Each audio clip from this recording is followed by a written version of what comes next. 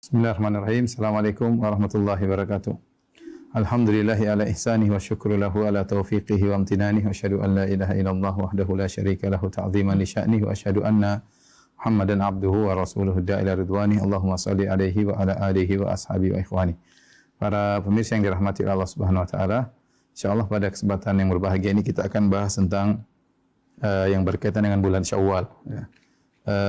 Sungguhnya dalam Islam ada 12 bulan sebagaimana firman Allah Subhanahu wa taala, inna iddatash syuhuri 'indallahi 12 syahran fi kitabillah yauma khalaqas samawati wal arda minha arba'atun hurum, ya, fala tadhlimu fihinna anfusakum, ya. Kata Allah Subhanahu wa taala, sungguhnya jumlah bilangan bulan di sisi Allah Subhanahu wa taala, ya, adalah 12 bulan. Kemudian di antara 12 bulan tersebut kata Allah, minha arba'atun hurum, ada 4 bulan haram. Fala tadhlimu fihinna anfusakum, ya. Maka janganlah kalian menzalimi diri kalian pada bulan-bulan tersebut. Maka asalnya orang-orang Arab menamakan bulan-bulan tersebut dengan makna-makna tertentu, ya. Bulan-bulan Islam, ya. Yang pertama adalah Muharram, kemudian Safar, kemudian Rabiul Awal, kemudian Rabiul Tsani, kemudian Jumada Al-Ula,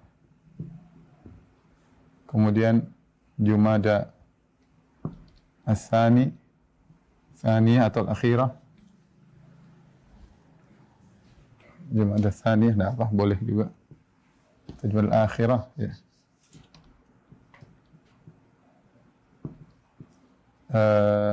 Kemudian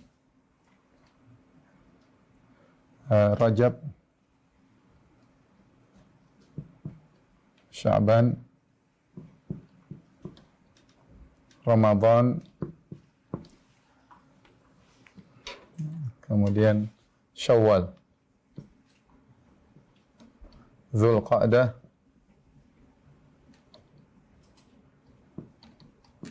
Dzulhijjah. Inilah nama-nama bulan, ya. 1, ya. 2, 3, 4, 5, 6, 7, 8, 9, 10, 11, 12. Baik. Sebagian ulama menyebutkan tentang sebab penamaan nama-nama bulan-bulan tersebut. Muharram dinamakan Muharram artinya diharamkan. Diharamkan atau terlarang. Kenapa? Karena ketika itu dilarang berperang. Ya, kita tahu bahwasanya Allah telah menyebutkan minha arba'atun hurum. Di sana ada bulan-bulan haram untuk berperang. Bulan-bulan haram yaitu Dzulqa'dah, Dzulhijjah, Muharram dan Rajab. Ini bulan-bulan haram berperang. Ini bulan haram, ya.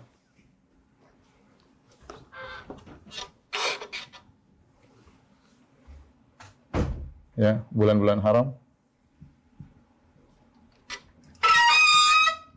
Demikian juga, ini juga bulan haram, ya. Ini juga bulan haram. Kemudian yang satu adalah Rajab, ya, bulan haram. Jadi kita perhatikan, bulan haram ternyata 4 bulan berturut-turut, 1, 2, 3 berturut-turut, yang satu pisah sendiri. Yang satu pisah sendiri. Jadi sejak Dzulqa'dah mereka tidak boleh berperang, Dzulhijjah tidak boleh berperang, kemudian Muharram mereka tidak boleh berperang.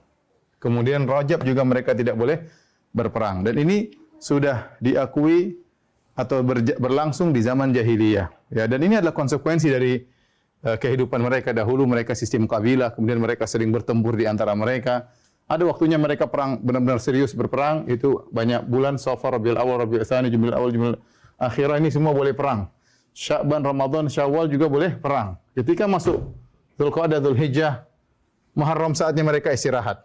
Mereka istirahat, kemudian mereka menjalankan kehidupan perekonomian mereka, memenuhi kebutuhan mereka. Ini adalah konsekuensi dari namanya aturan etika yang berlaku ketika itu. Jadi mereka memang butuh bulan-bulan untuk istirahat. Seandainya berperang terus, maka kabilah-kabilah tersebut tidak akan mendapatkan kemaslahatan mereka. Jadi ada saatnya mereka berperang di antara mereka.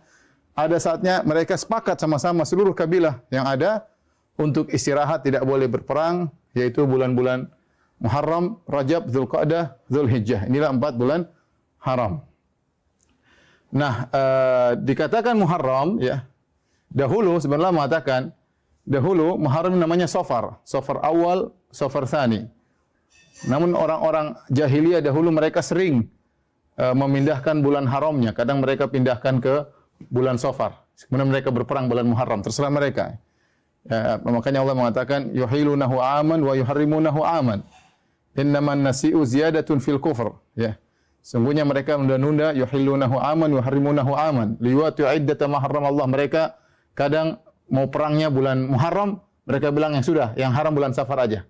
Itu namanya Safar awal sama Safar tsani. Terkadang mereka mengharamkan di Safar awal perang, terkadang mereka mengharamkan di Safar tsani perang. Terserah mereka, mereka rubah-rubah. Maka setelah itu Allah tegaskan bahwasanya Muharram ini enggak pernah berubah-ubah. Maka terkadang ditambah dengan Al-Muharram, yaitu bulan ini selalu haram, tidak boleh dirubah-rubah. Tapi ini maksud saya zaman dahulu sudah diakui, kemudian diteruskan oleh kaum muslimin. Ini disebut Muharram. Disebut Safar. Safar kalau kita tahu bahasa Arabnya artinya kosong. Safar artinya apa? Kosong. Kenapa disebut kosong? Ya, ada dua sebab. Ada yang mengatakan sebabnya kenapa? Ada yang mengatakan karena orang-orang Arab mengosongkan rumah mereka, mengosongkan ya tempat tinggal mereka,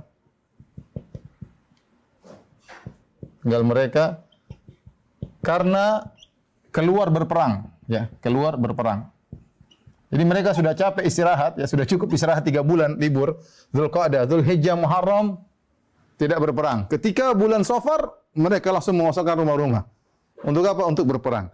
Atau disebut kosong kenapa? Karena disebut Safar kenapa? Karena mereka ya mengosongkan orang yang mereka temui. Orang yang mereka temui. Maksudnya apa? Yaitu mereka rampas, mereka rampok. Jadi dia punya harta jadi kosong tubuhnya atau mereka bunuh ya. Sehingga dahulu bulan Safar ini yatasya'amuna biha atau yatasya'amuna bihi, yaitu mereka menganggap bulan ini bulan sial. Ya. Bulan Safar ini dulu dianggap sebagai bulan sial di zaman jahiliyah, sehingga dianggap bulan sial.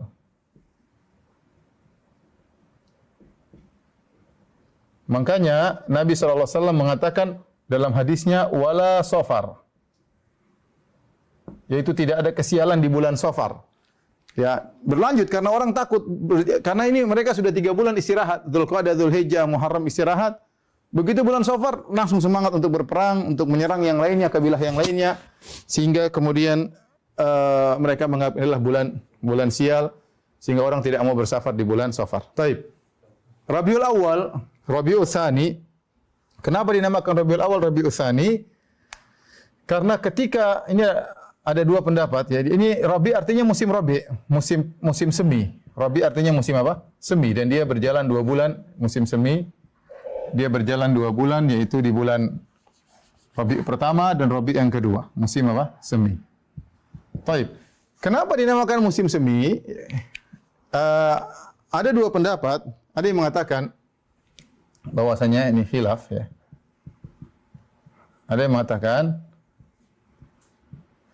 memang dahulu ya bulan-bulan Arab tidak berubah kondisinya.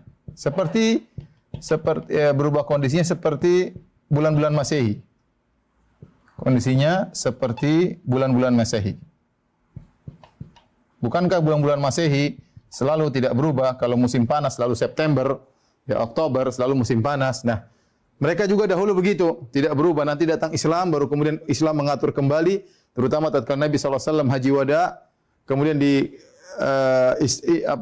dalam hadis istadarat kahayatiha, atau kama qala Nabi SAW, maka tahun kembali lagi sebagaimana seperti awal, ya, maka berlakulah hijriyah dengan tepat. Dahulu ada yang mengatakan bahwasanya bulan Arab tidak berubah kondisinya. Jadi kalau Rabiul Awal, Rabiul Tsani pasti musim semi. Pasti musim semi. Ini pendapat. Pendapat yang kedua mengatakan awal penamaannya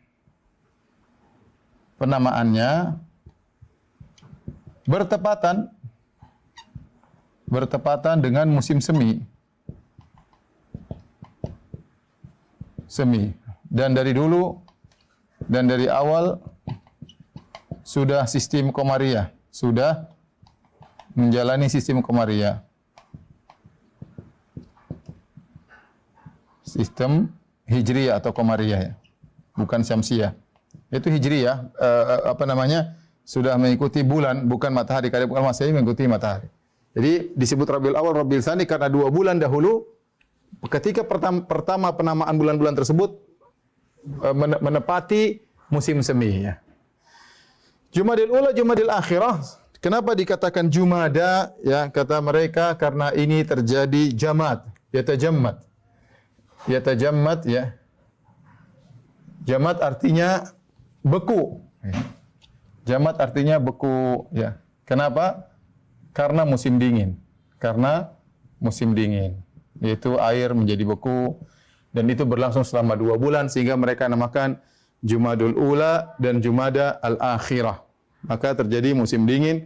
Kembali, apakah dahulu memang penamaannya selalu tidak berubah, Jumadul Awal, Jumadul Akhirah selalu musim dingin, atau penamaannya pas awal penamaannya menepati musim dingin.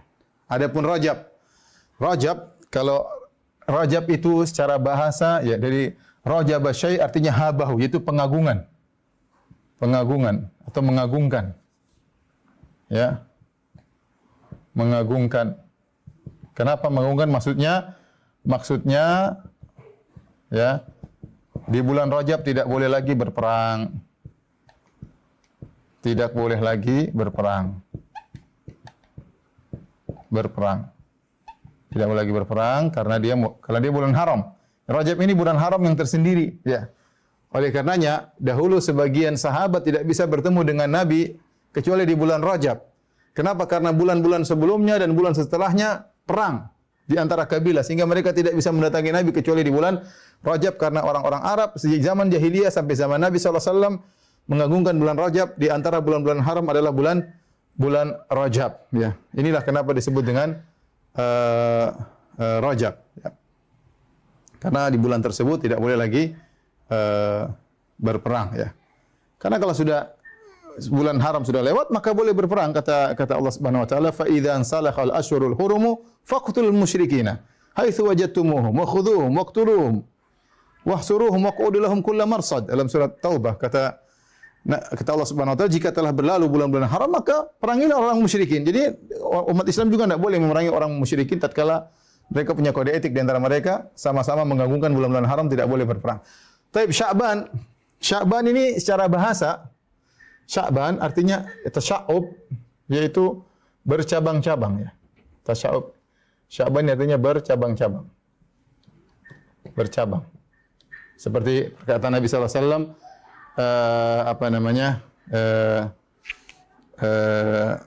bahwasanya iman itu sab'un bid'un wa situnas syu'bah, ya. Bahwasanya iman itu 70 sekian cabang, ya. Dari sya'ab artinya bercabang-cabang. Apa maksudnya bercabang-cabang? Ya, ada 2 pendapat, ya. Atau di antara pendapat, ya. Saya tulis di sinilah biar mudah, ya. Sya'ban artinya cabang. Dinamakan dengan cabang ada 2 pendapat. Pendapat pertama, karena orang-orang Arab begitu bulan Sya'ban langsung mereka bercabang-cabang pergi ke sana kemari untuk berperang. Langsung bercabang-cabang ke sana kemari kemari untuk berperang. Karena baru istirahat bulan Rajab, berperang lagi. Pendapat yang kedua disebut dengan cabang karena bulan Sya'ban terletak antara Rajab dan Ramadan. Rajab dan Ramadan. Jadi seakan-akan kita mengatakan kalau ada namanya Syi'ab. Syi'ab itu jalan di antara dua bukit. Kalau kita dua gunung, tahu-tahu ada jalan Syi'ab di tengah-tengah. Nah, seakan-akan disebut Sya'ban karena dia seakan-akan jalan di antara bulan Rajab dan Ramadan. Ini pendapat kedua yang menjelaskan kenapa dinamakan dengan bulan Sya'ban ya. Pendapat. Taib. Yang ketiga, para pemirsa yang dirahmati Allah Subhanahu wa taala, Ramadan diambil dari Ramdha. Ramdha artinya panas ya. Panas terik. Ya, atau pasir tanah yang panas. Kenapa? Karena ketika di bulan Ramadan ya awal musim panas di bulan Ramadan ya sehingga tanah menjadi panas disebut dengan Ramadan. Ada yang mengatakan Ramadan dikaitkan dengan Islam. Kenapa dinamakan Ramadan? Karena Ramadan itu panas yang membakar dosa-dosa. Dengan masuknya bulan Ramadan, dosa-dosa bisa dihapuskan, dibakar oleh bulan Ramadan. Tapi intinya Ramadan artinya panas terik. Bisa jadi di awal penamaan mereka Ramadan di musim panas. Kita tahu kalau tatkala kita berjalan dengan tanggalan Hijriyah, Qamariyah berdasarkan bulan, maka akan berpindah ya.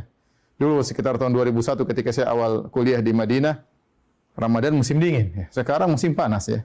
Musim panas ya. Baik. Ya, kita bahas Syawal. Syawal kenapa dikatakan Syawal?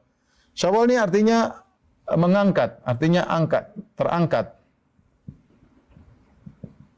Kenapa dia akan terangkat? Ada yang mengatakan terangkat karena diambil dari onta yang baru dikawini oleh onta jantan, dia mengangkat dirinya tidak mau digauli dengan jantan berikutnya.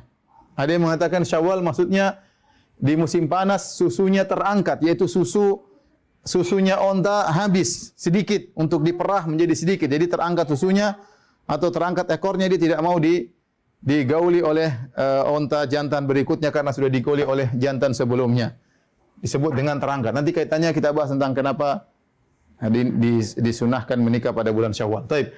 Ini Syawal. Dzulqa'dah, Al-Qa'dah artinya dari Qa'ada artinya duduk. Qa'ada artinya duduk ya.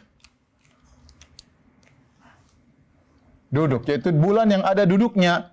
Kenapa? Karena orang-orang Arab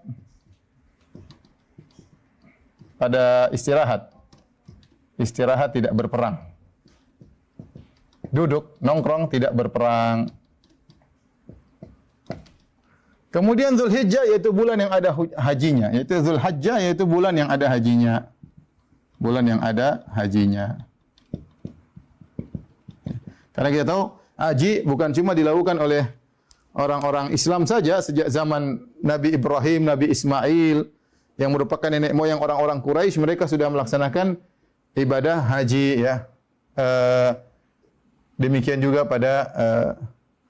pada zaman Islam. Jadi haji sudah dikenal oleh mereka, maka mereka namakan Zulhijjah dengan bulan haji, bulan yang ada hajinya. Inilah nama-nama bulan dan makna dari bulan-bulan tersebut. Taib. Ini dulu. Setelah kita lanjutkan, coba difoto dulu Kemal.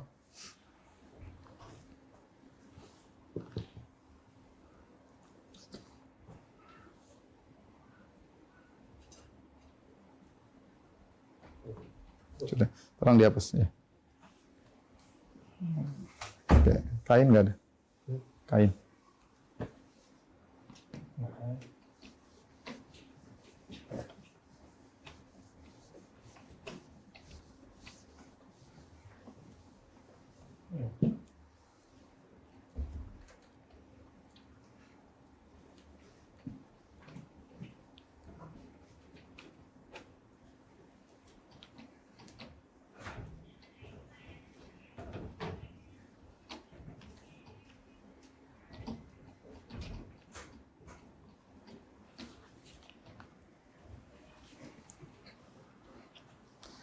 Tapi berikutnya kita akan bahas bulan Syawal. Ya.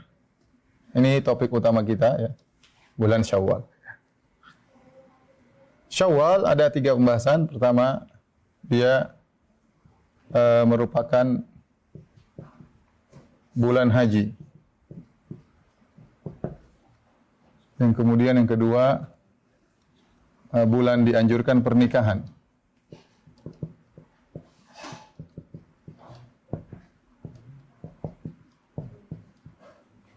Yang ketiga, bulan dianjurkan puasa Syawal. Ya, puasa Syawal. Kita akan bicara tentang Syawal, ya. Taib. Tadi kita sudah sebutkan bahwasanya bulan-bulan, ya, bulan-bulan Islam, ada namanya bulan-bulan haram, ada namanya bulan-bulan haji. Ya. Allah Subhanahu wa taala mengatakan al-hajju ashhurum ma'lumat. Kata Allah, al-hajju ashhurum ma'lumat. Sungguhnya bulan haji itu ada bulan-bulan yang sudah ditentukan. Bulan-bulan haram tadi sudah kita sebutkan ada 4, ya. Rajab, ya. Ada Rajab, kemudian Zulqa'dah, kemudian Zulhijjah, kemudian Muharram. Ada 4, ya. 1, 2, 3, 4. Adapun bulan haji ada 3. Bulan haji ada 3, yaitu Syawal, bulan haram. Adapun bulan haji ada 3, yaitu dengan Syawal. Ya. Syawal ini 1, kemudian 2, kemudian 3. Jadi bulan haji 3. Ya. Itulah. Syawal, Zulqa'dah, Zulhijjah. Ya. Jadi Zulqa'dah dan Zulhijjah merupakan bulan-bulan haram dan sekaligus bulan haji. Syawal bulan haji, Muharram bukan, Rajab juga bukan. Nah, apa yang dimaksud dengan bulan haji? Kalau bulan haram tadi kita tahu maknanya tidak boleh berperang di bulan haram. Rajab, Zulqa'dah, Zulhijjah, Muharram tidak boleh perang. Kalau bulan haji maksudnya apa? Bahwasanya kita boleh mulai haji start dari bulan Syawal. Maksudnya kita boleh start berhaji di awal bulan Syawal.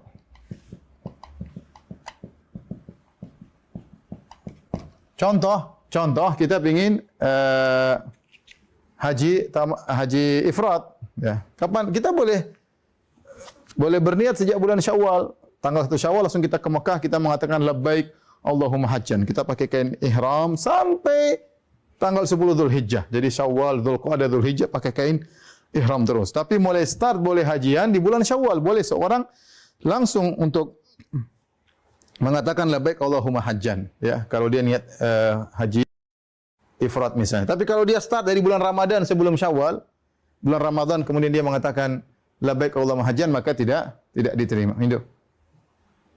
Kelihatan. Oh. Kelihatan, oke. Jadi kalau dimulai dari bulan Ramadan maka tidak bisa. Demikian juga misalnya seorang haji tamattu. Kalau orang haji tamattu, kita tahu haji tamattu sebagaimana antum rata-rata sudah pada haji, umrah dulu baru haji. Nah, umrah tamattu hanya boleh dimulai bulan Syawal. Barang siapa umrah tamattu bulan Ramadan, maka umrahnya tidak dianggap umrah tamattu. Karena umrah tamattu kaitannya dengan haji. Maka barang siapa yang berumrah di bulan Ramadan sebelum Syawal, umrahnya dianggap umrah biasa. Kapan bisa dianggap sebagai umrah tamattu? Kalau dia umrahnya di bulan Syawal, karena Syawal termasuk bulan haji. Syawal, Zulqa'dah, Zulhijjah itu maksudnya bulan haji. Kemudian di antara keistimewaan Syawal adalah, ya, Ini keistimewaannya. Bulan Syawal. Bulan dianjurkan pernikahan. Dalam satu hadis yang sahih, ya, Aisyah berkata, qalat Aisyah radhiyallahu taala anha, tazawwajani Rasulullah sallallahu alaihi wasallam fi Syawal wa bana bi fi Syawal. Fa ayyu nisa'in Nabi sallallahu alaihi wasallam ahdha indahu minni wa kanat tastahibbu wa kanat Aisyah tastahibbu an tudkhila nisa'aha fi Syawal. Tapi artinya Aisyah berkata, Rasulullah sallallahu alaihi wasallam menikahiku di bulan Syawal dan Rasulullah SAW tinggal bersamaku juga di bulan Syawal. Namun siapakah di antara istri-istri Nabi yang paling mendapat rasa cinta dari Nabi sallallahu alaihi wasallam seperti aku? Oleh karenanya Aisyah tasahibu suka kalau memasukkan wanita-wanitanya yaitu kerabatnya pada bulan Syawal. Jadi kita tahu tazawwaj ini maksudnya akad nikah, banabi maksudnya tinggal bareng. Dahulu kita tahu Nabi SAW menikahi Aisyah ketika Aisyah umurnya 6 atau 7 tahun, kemudian baru tinggal serumah dengan Aisyah sekitar umur 9 tahun. Jadi antara akad nikah dengan tinggal serumah ada jarak 3 tahun. Dan kedua-duanya terjadi di bulan Syawal. Ya, jadi Aisyah dinikahi oleh Nabi, akad nikahnya bulan Syawal. Kemudian tinggal serumah juga bulan Syawal. Serumah juga bulan Syawal, ya. Sehingga ulama Syafi'iyah seperti Nawawi rahimahullahu taala mengatakan wa yustahabbu tazawwuj wa tazwij wa dukhul fi Syawal. Ya, kata Imam Nawawi di antaranya bahwasanya dengan hadis ini dari Sahih Muslim ini bahwasanya disunahkan untuk menikah dan menikahkan dan menggauli istri di bulan Syawal, ya, berdasarkan hadis Aisyah radhiyallahu taala anha ini. Taib. Para ulama menjelaskan kenapa Nabi sengaja menikahi Aisyah bulan Syawal dan kenapa Nabi sengaja tinggal bersama Aisyah di bulan Syawal, ya. Kenapa Aisyah mengatakan terus siapa istri-istri Nabi yang paling dapat cinta dari Nabi sallallahu alaihi wasallam selain aku? Kenapa rupanya ini semua terjadi? Karena ada tasya'um, yaitu karena ada tatayur. Tatayur di bulan Syawal, ya. Tadi sudah kita sebutkan asal nama Syawal dari syalat, ya, atau dari onta syailah, yaitu onta yang dia tidak mau digauli lagi karena sudah digauli oleh jantan sebelumnya, atau onta yang dia kemudian sudah kering susunya karena musim panas, ya. Intinya mereka menganggap ini bulan sial. Bulan sial sebagaimana onta betina tidak mau didatangi oleh onta jantan, maka demikian juga laki-laki kalau di bulan Syawal mungkin tidak mendatangi istrinya atau istrinya tidak mau melayani suaminya atau sebaliknya suami tidak mau melayani istrinya sehingga mereka menganggap nikah di bulan Syawal adalah kesialan. Oleh karenanya Nabi SAW melawan itu semua dengan anti mainstream, yaitu Nabi menikah bulan Syawal untuk menjelaskan bahwa itulah tatayur, itu syirik. Ya, itu syirik, tidak benar, tidak ada kesialan pernikahan di bulan Syawal. Dan ini di antara metode Nabi sallallahu alaihi wasallam tatkala ingin perbaiki sesuatu keyakinan yang keliru, maka Nabi sallallahu alaihi wasallam melakukan anti mainstream, ya. Contohnya ini bulan Syawal. Orang-orang menganggap bulan Syawal adalah bulan yang sial, maka untuk menikah maka Nabi menikah pada bulan Syawal. Oleh karenanya Aisyah mengatakan, kalau memang menikah pada bulan Syawal sial, kenapa aku yang paling dicintai oleh Nabi sallallahu alaihi wasallam? Dan Aisyah menyatakan ini kekeliruan. Orang-orang mengatakan menikah bulan Syawal adalah sial, mungkin suami tidak sayang kepada istri atau istri tidak mau melayani suami. Buktinya Aisyah radhiyallahu taala anha sangat disayang oleh Nabi sampai-sampai Aisyah radhiyallahu anha tidak bisa mengqadha bulan Ramadan, puasa bulan Ramadan kecuali bulan Sya'ban. Kenapa? Karena siap melayani Nabi sallallahu alaihi wasallam selalu, ya. Ini metode Nabi anti mainstream. Contoh lagi seperti ketika Nabi SAW umrah di bulan Dzulqa'dah, ya. Nabi waktu haji wada, Nabi SAW berangkat tanggal 25 Dzulqa'dah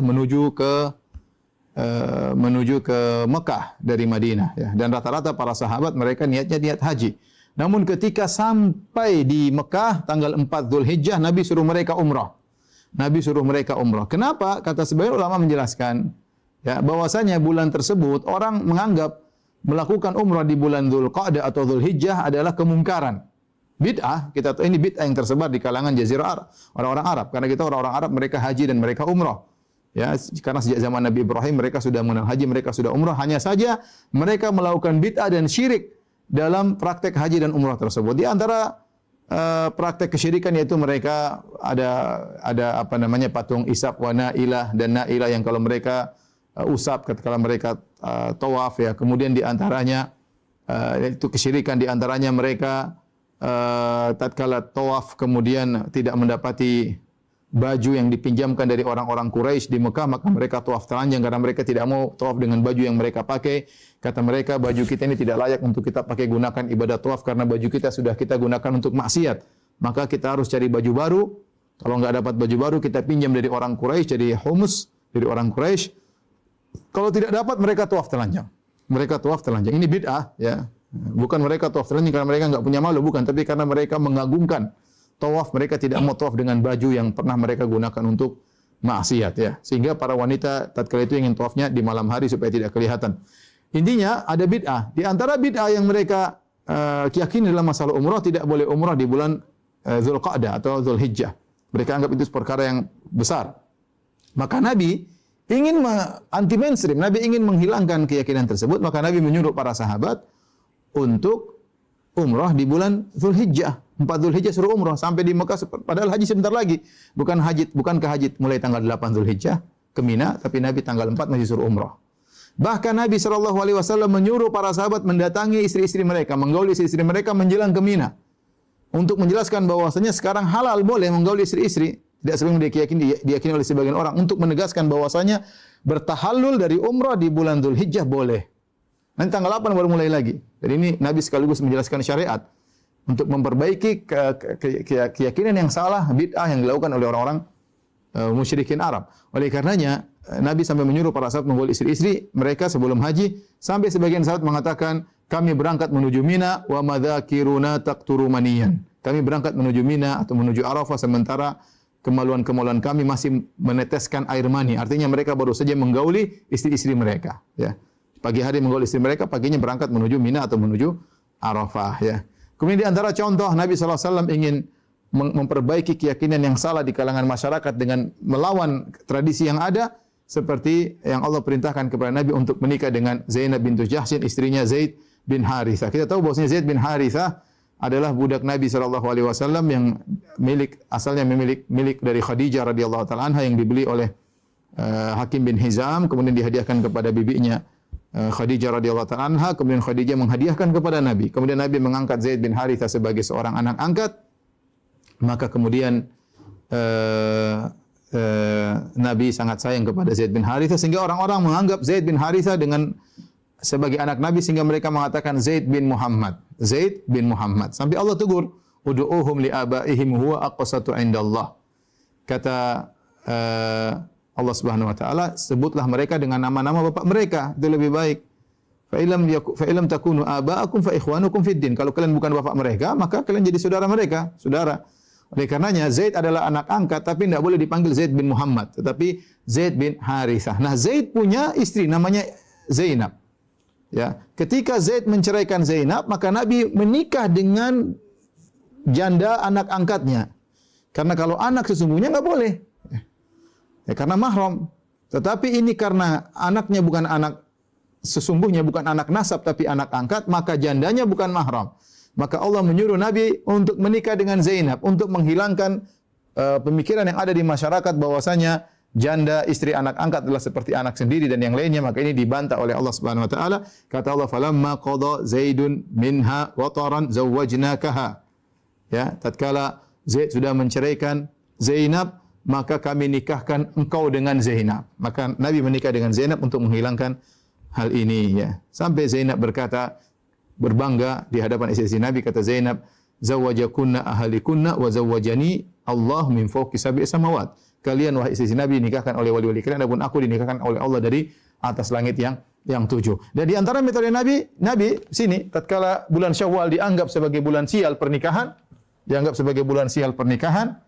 tatayur, maka Nabi menikah pada bulan Syawal. Ya. Timbul pertanyaan.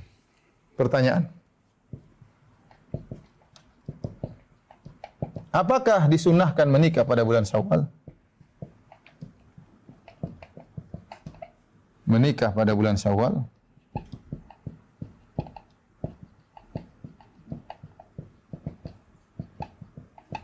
Jawabannya ada khilaf di kalangan para ulama, khilaf. Pendapat pertama mengatakan iya, disunnahkan. Dan ini tadi pendapat siapa? Aisyah radhiyallahu taala anha. Kemudian pendapat Nawawi dari ulama Syafi'iyah ya. Mereka mengatakan iya, disunnahkan untuk menikah pada bulan Syawal. Pendapat yang kedua mengatakan boleh ya. Namun tidak disunnahkan. Tidak dikatakan sunnah.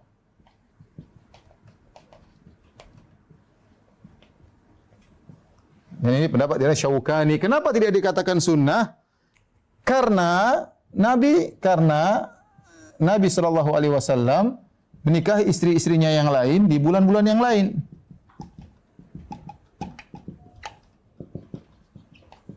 Bukan di bulan Syawal.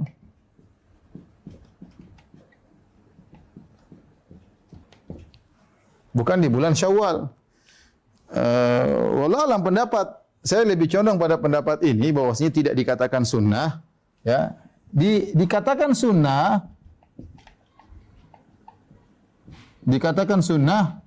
jika ada keyakinan yang keliru.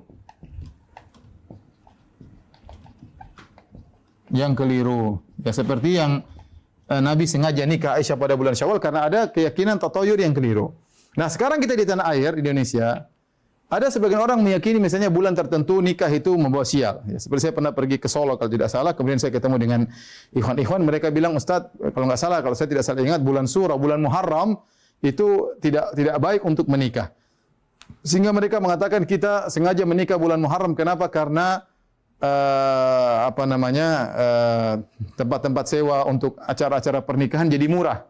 Karena orang-orang tidak mau menikah pada bulan tersebut. Nah, kita orang-orang sunnah memanfaatkan mereka tidak mau menikah pada bulan tersebut, kita menikah. Nah, boleh kita katakan menikah pada bulan itu disunahkan. Kenapa? Untuk menyelisih keyakinan masyarakat yang salah. Maka harus dilawan dengan anti mainstream di antaranya. Dan ini pendapat sebagian ulama, maka kita bilang saya setuju dengan pendapat tersebut. Kalau ternyata sebagian masyarakat menganggap bulan tersebut bulan sial untuk nikah, maka kita nikah pada bulan tersebut. Tapi yang sudah terlanjur nikah ya sudah ya. Ini maksudnya yang mau menikah silakan menikah pada bulan tersebut dalam rangka untuk anti mainstream, untuk membuka pemikiran mereka bahwasanya kita nikah di bulan tersebut tidak ada kesialan sama sekali. Taib yang ketiga, apa keistimewaan bulan Syawal yang ketiga? Ini yang pertama tadi. Ini yang kedua, yang ketiga bulan dianjurkan puasa Syawal. Keistimewaannya kenapa? Karena bulan ini setan dilepas kembali, gembong-gembong setan dilepas kembali oleh Allah. Mereka sudah sebulan lamanya cuti. Sekarang bergairah untuk menggoda kita semuanya di bulan Syawal ya. Ya, dan ini hati-hati makanya di bulan Syawal ya. Nah, puasa di bulan Syawal sebagaimana kita ketahui, jika 6 hari ya tambah 1 bulan maka seperti puasa setahun. Kata Nabi sallallahu alaihi wasallam, "Man shoma Ramadan tsumma atba'u sittan min Syawal fa ka'annama shoma dahar."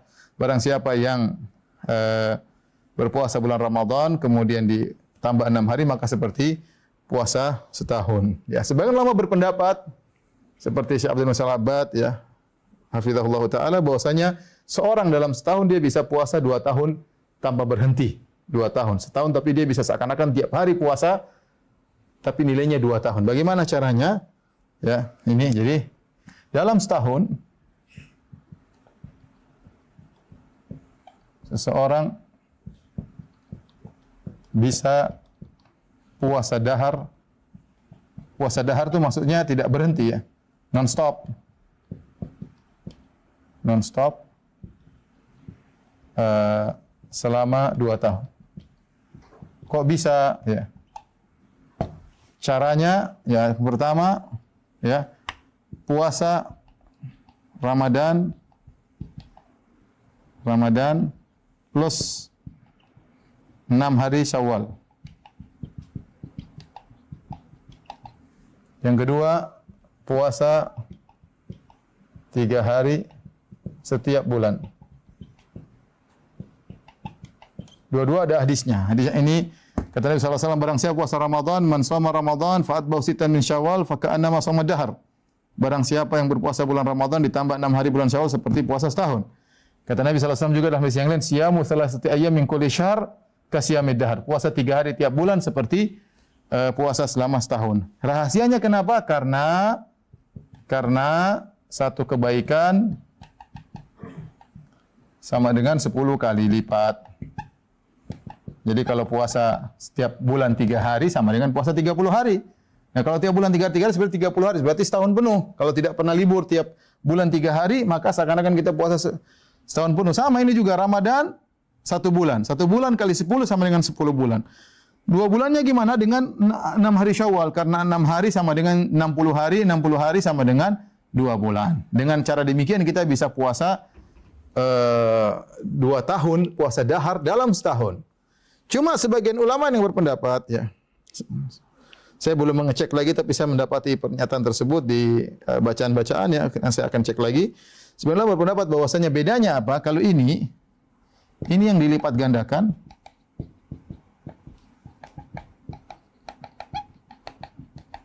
adalah puasa wajib, pahala puasa wajib.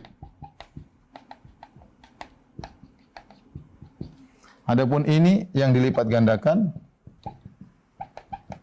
puasa sunnah, adalah pahala puasa sunnah.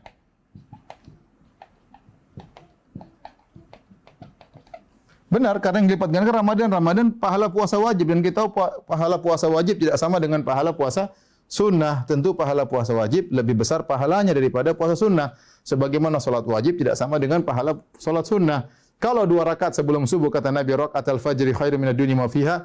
2 rakaat sebelum subuh lebih baik daripada dunia dan seisinya, apalagi salat subuhnya. Nah, bagaimana dengan Syawalnya? Bukankah Syawal ini puasa sunnah? Dia sebagai pelengkap dari puasa wajib. Ya, maka seorang berusaha puasa Syawal 6 hari supaya dia pelengkap puasa wajib sehingga dilipat gandakan seperti pahala puasa wajib. Dilipat gandakan seperti pahala puasa wajib. Beda dengan 3 bulan setiap hari dilipat gandakan pahala puasa sunnah. Kenapa dapat keistimewaan demikian? Kata sebagian ulama seperti Al-Munawi, karena puasa di bulan Syawal berat. Kenapa berat? Karena kita baru saja puasa bulan Ramadan sebulan penuh, kita capek, pingin istirahat, sudah kita hari raya makan-makan, tahu-tahu suruh puasa lagi, dan ini berat. Ada nilai keberatan. Apalagi setan sudah dilepas lagi gembong-gembongnya, yang kroco-kroco sudah bukan kroco-kroco lagi yang menggoda, tapi gembong-gembongnya. Maka seorang berusaha untuk berpuasa di bulan Syawal, adapun sisa harinya maka kita jalankan seperti ibadah sebelumnya, tetap kita melaksanakan ibadah-ibadah yang continue. Kata Nabi sallallahu alaihi wasallam, "Habbul a'mali ila Allah adwamuha wa in qal." Amalan yang paling dicintai oleh Allah adalah yang paling berkesinambungan meskipun sedikit. Demikian saja.